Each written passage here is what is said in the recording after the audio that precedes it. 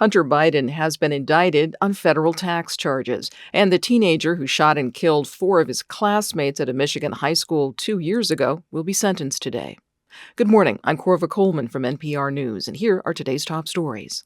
President Biden's son, Hunter, has been indicted on federal tax charges by a federal grand jury in California. A special counsel is accusing Hunter Biden of failing to pay about $1.4 million in taxes.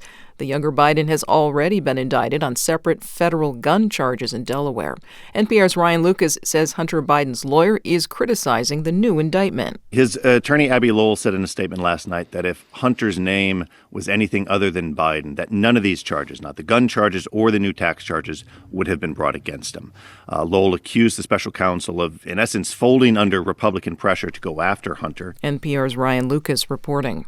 There's a sentencing hearing today for the teenager who shot and killed classmates at Michigan's Oxford High School 2 years ago.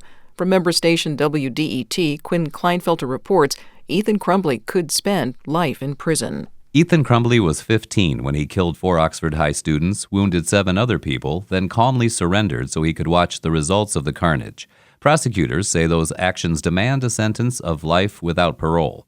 Judge Kwame Rowe says he doubts Crumbley could be rehabilitated, but Rowe could still hand down a sentence other than life, anywhere from a minimum of 25 years in prison to a maximum of 60. The sentencing hearing could help tip the scales of justice, with the judge likely hearing statements from survivors of the massacre, families of the victims, and those speaking on Crumbley's behalf. For NPR News, I'm Quinn Kleinfelter in Detroit. The Israeli military says it is still fighting Hamas militants in central and southern Gaza. Health authorities in Gaza say more than 17,000 Palestinians have been killed in Israeli attacks since the Israel-Hamas war started. The Israeli Defense Forces say 91 Israeli soldiers have been killed in its ground offensive. A new report card ranks the countries of the world on their human rights practices, assigning each nation a letter grade. Finland got a high A. Iran came in last. NPR's Ari Daniels has more.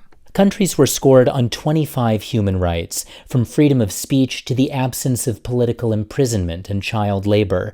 60% of the countries failed. These are cases where improving human rights would probably have the biggest effect because there's the most room for improvement. Skip Mark directs the Center for Nonviolence and Peace Studies at the University of Rhode Island and co-authored the report card. He says overall, the more democratic a country, the better its human rights. The U.S., however, violated various labor rights, women's rights, and civil and political rights. That's concerning, says Mark. Human rights in the U.S. will decline unless democratic institutions are strengthened. The U.S.'s grade on the report card, a D.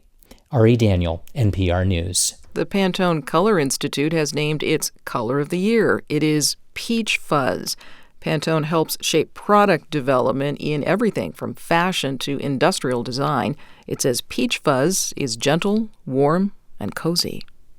This is NPR.